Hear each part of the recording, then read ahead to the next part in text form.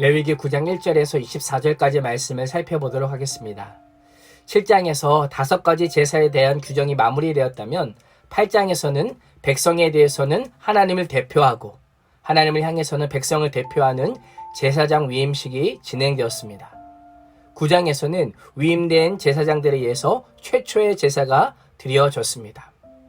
1절의 8째 날은 8장 33절에서 명한 7일 동안의 성별된 기간이 끝날 그 다음 날입니다.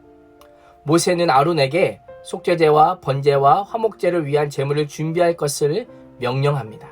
오늘 말씀에 보면 속건제만 빠져 있는데 이 속건제는 공적인 제사가 아니라 우리가 살펴본 것처럼 개인적인 제와 가실에 대한 제사이기 때문에 빠져 있는 것입니다.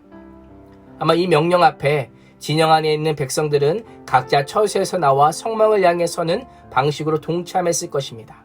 모세는 회중, 즉 장로들에게 이 모든 명령을 따라 제사가 드려지면 여호와의 영광이 그들에게 나타날 것이다 라고 선포합니다. 그렇습니다.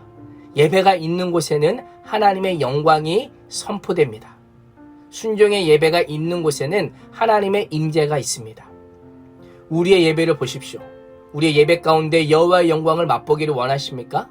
여호와께서 우리에게 하라고 명령하신 대로 그 예배를 드리면 되는 겁니다. 요한복음 4장 24절 하나님은 영이시니 예배하는 자가 영과 진리로 예배할지니라. 하나님께서 명령하신 대로 예배를 드릴 때에 그 안에 임재와 연합과 참 자유가 있는 것입니다. 드디어 아론은 여호와의 명령에 따라 자신과 백성을 위한 제사를 드립니다. 처음 드리는 제사이기에 조심스럽고 서툴렀을 수 있습니다. 일주일 전 제사장 위임식 때 속죄제와 번제를 드렸음에도 불구하고 제사장으로서의 직무를 시작하면서 다시 한번 속죄제와 번제를 드리는 모습을 보게 됩니다.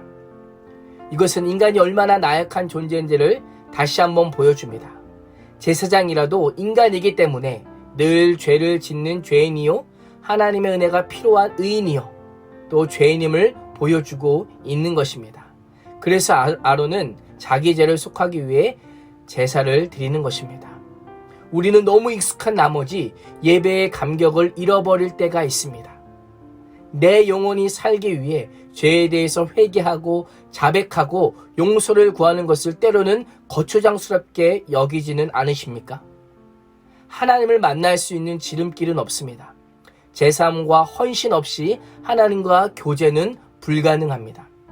그래서 아론은 이스라엘 자손을 위하여 죄사함을 의미하는 속죄제와 헌신을 의미하는 번제와 하나님과의 교제를 의미하는 화목제를 드렸습니다.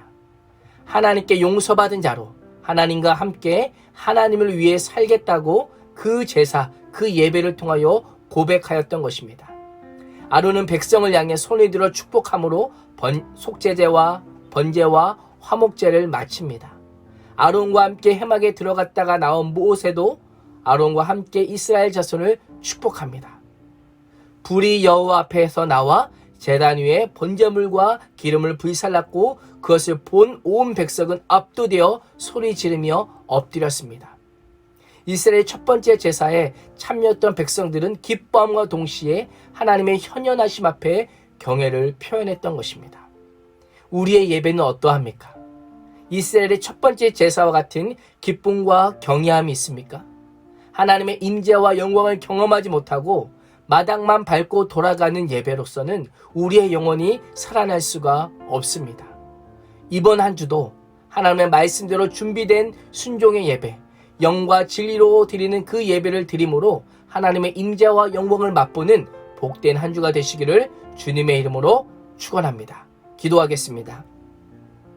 하나님, 이스라엘의 첫 제사 가운데 임하였던 여호와의 영광이 우리의 예배와 삶의 자리에도 동일하게 임하기를 소망합니다.